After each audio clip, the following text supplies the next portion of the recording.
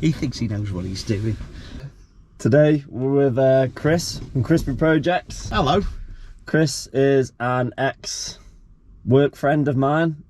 Chris has got a VCDS computer. Genuine, not a blogsy one. And he is going to be able to program my multifunction steering wheel, because as you can see at the moment, it doesn't do anything. These are all the modules that it can see that are on the network. And I believe we need to go into 09. 09, yeah. Go to coding, 07. And then the long coding helper. So you can see the options we've got here. Multifunction steering wheel. It looks installed to me. Turn it on. Turn it on. Let's see what else is there. Do you want to honk on unlock? What? No. No. Go back. Turn it off. Turn it back on. As you can see, the horn now works. The buttons actually aren't working at the moment. This may be because I fitted a new head unit. We've now gone into 17, which is instruments. So it's instrument cluster. For the dash clocks. And we found that MFD, multifunction display, is not active. So we've just ticked that. Coding accepted. We got that working at least. That works. Wow, I need to get one of these. Did you have that before? What? Miles to empty? Nope. These vans don't tell you how many miles you've got left in the tank. It's an absolute guessing game trying to read a fuel gauge that's in little blocks. But now Chris has just activated MFD, multifunction display. We can now flick through. I've actually got MPG, a digital speedo, and 165 miles left in my tank. That's not bad. It just doesn't control the volume. So I reckon the volume is to do with the radio, either not set up. So it switches on via CAN, doesn't it? So it's a new day now. And it turns out that I can't get my multifunction steering wheel to work with the radio, although I can get it to work with the instrument cluster, and the horn now works, which I'm happy with, so I might just leave it as that. It's something to do with this Carpuride radio not being compatible with the multifunction steering wheel. I don't think there's anything you can do really. If you do know what's needed for it to work, then let me know in the comments or drop me a message. But like I said, the horn works. And I can scroll through the instrument cluster, so I'm just going to leave it as that and do something else today.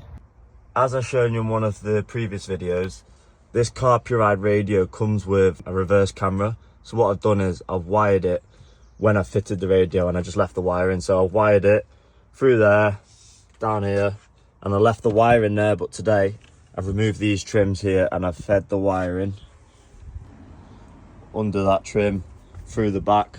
Bit of a mess at the moment. Remove these side trims and fed it through there to the rear lights. As you can see, there it is. Now I've removed this trim off the left barn door, and I'm going to remove this door handle. So this is a reverse camera, comes with a little bracket, all the wiring, and I'm going to mount it somewhere there. So I need to drill a hole up here, feed the wiring through there, and then I need to feed all the wiring for the reverse camera through here, through this loom, to the rear tail light. I need to wire it to the reverse light bulb so the reverse camera comes on when the van is put into reverse gear. These can be quite fiddly to remove because you've got to disconnect all these for the handle and the actuator. I need to get out the way so I know where I'm drilling a hole for the reverse camera.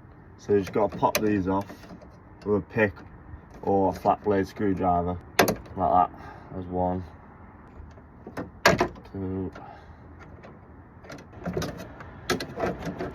Might have enough room there.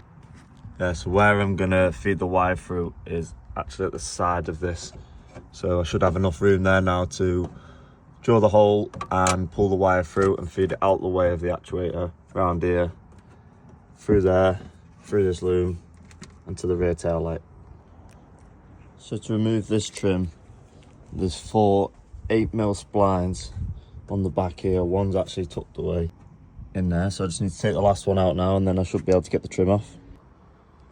Now that the trim's out, I want to drill a hole at the back there somewhere, and then I want to feed the wiring through this grommet that's already there, so I'm not drilling any more holes in the metal of the van. Feed these through one at a time. I have had to drill quite a big hole, probably about a 10mm, due to the thickness of these, as you can see. But I'll just put some silicone sealant around it. I'm now going to feed these through the grommet. Probably going to be quite tight, might have to open the hole up, but I'll see if I can push them through. I just made a hole next to the original hole in the grommet, and then I'll just feed it back through the hole there.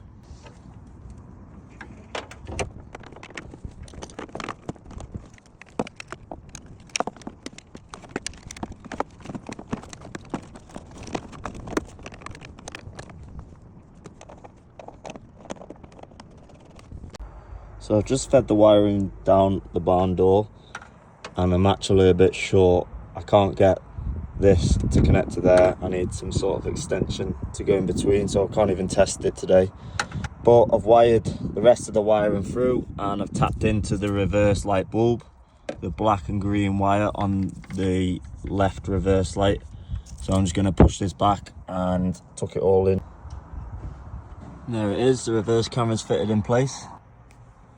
Put the van into reverse, and there we go. The LEDs are lit up.